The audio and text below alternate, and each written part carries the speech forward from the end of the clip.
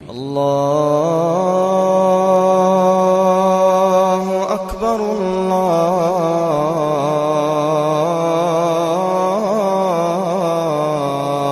अकबर। दोस्तों, ये कैसे मुमकिन हो सकता है कि रमजान की मुबारकबाद देने से जहन्नुम की आग हराम हो सकती है? ये कैसे मुमकिन है?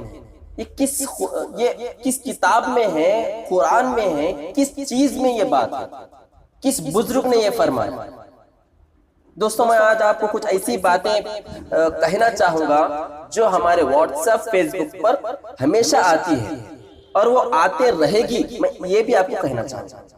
दोस्तों, मैं आपको बताना चाहूंगा कि इस वीडियो पूरा सुने और अच्छी तरह सुने। सिर्फ मैं आपसे सवालात कर रहा हूं, बस मैं आपको बताना चाहता हूं, क्योंकि हमारे माइंड में गलतफहमी का अंबार बढ़ चुका है कुछ ऐसे मैसेजेस से जिसका ताल्लुक ना दीन से है, इस्लाम से किसी से भी नहीं है, ना कुरान से है, ना किताब से है, ना हदीस से। दोस्तों, मैं कहना यह चाहूंगा, कैसे मुमकिन हो सकता है कि किसी भी इस्लामिक महीने की मुबारकबाद देने से जहन्नुम की आग हराम कैसे हो सकती है? सिर्फ एक इस्लामिक महीने की बात देने से क्या जहन्नुम की आग हराम हो सकती है? ये सवाल मैं आपसे कर रहा हूं। बताइए, क्या एक महीने की इस्लाम मुबारकबाद देने से क्या जहन्नुम की आग हराम हो सकती है? ये इसका जवाब मुझे आपसे चाहिए। सिर्फ आप अपना जवाब दे ले। मैं ये नहीं कहूंगा ये सही है या गलत। ये तो मेरे हिसाब से तो गलत ही है।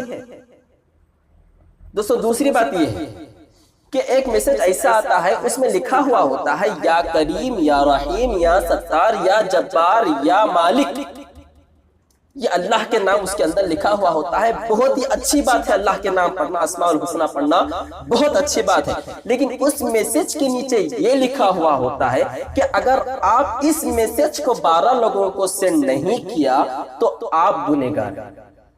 कुछ ही देर में आपको बुरी खबर आएगी। अगर आपने इस मैसेज को 12 लोगों को सेंड कर दिया तो आपको बहुत ही जल्द अच्छी खबर आएगी,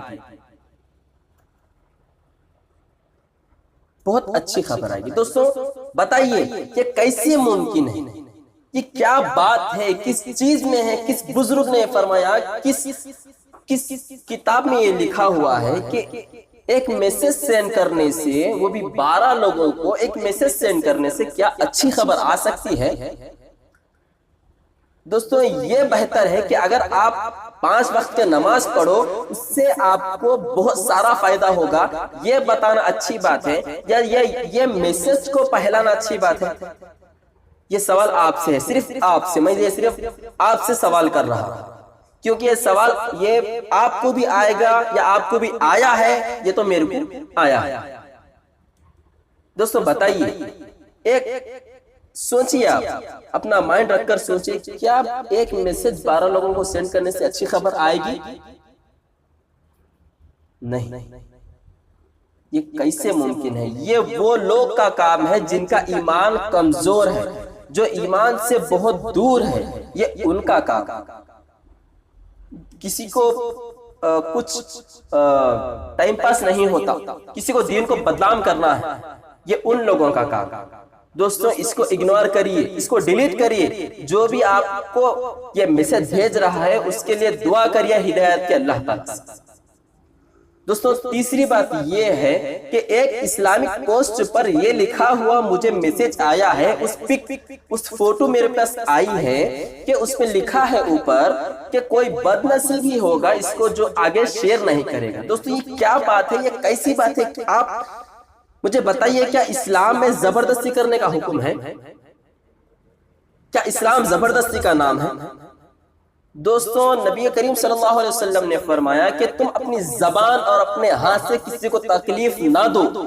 दोस्तों, अगर आप किसी को बदनसीब अगर बोल दिए तो उसका कितना बड़ा भरोसा उठ जाएगा, उसको उसकी नसीब पर उसको जो है ना शक हो जाएगा, डाउट हो जाएगा कि अल्लाह ने मुझे कैसी नसीब अता की है जो मुझे एक जना बदनसीब कह रहा है। क्या मैं उस लायक हूं? वो ऐसा सोचेगा। आपकी बात से वो गुमराह हो जाएगा। दोस्तों, ये ऐसे पोस्ट मत लिखिए, ऐसे पोस्ट को मत शेयर करिए। और कुछ लोग ऐसे हैं जो कुरान करीम की बेहुरमती करते हैं, कुरान पाक को नाउज़ बिल्लाह जलाते हैं वगैरह वगैरह। उसके नीचे ये लिखा हुआ होता है कि इसको जितना हो सके आगे शेयर करो ताकि मुसलमान जाग जाए। क्या करेंगे जाग कर? हम उस पिक को शेयर कर रहे हैं, ये गुनाह। उसको देख रहे हैं, ये भी गुनाह। दोस्तों इसको शेयर मत करिए, वो आपके पास है या आई तो उसको डिलीट करिए। दोस्तों चौथी बात ये है उस लड़की के बारे में जो आज सोशल मीडिया पर बहुत ज्यादा मशहूर हो चुकी है। सिर्फ उसको मशहूर करने वाले कौन है? आप लोग। आप कौन? हमारे मुसलमान भाई, हमारे मुसलमान भाई हैं जो स्टेटस पर उसका वीडियो, फेसबुक पर उसका वीडियो, उसकी फोटो अपने प्रोफाइल पिक पे। अरे जानो पहले उस वीडियो में हमारे नबी करीम सल्लल्लाहु अलैहि वसल्लम की तौहीन की गई, हजरत खदीजा रज़ी अल्लाह ताला अन्हा इसमें तौहीन की गई है। क्या आप ये सोच सकते हैं कि हमारे नबी करीम सल्लल्लाहु अलैहि वसल्लम की तौहीन की गई?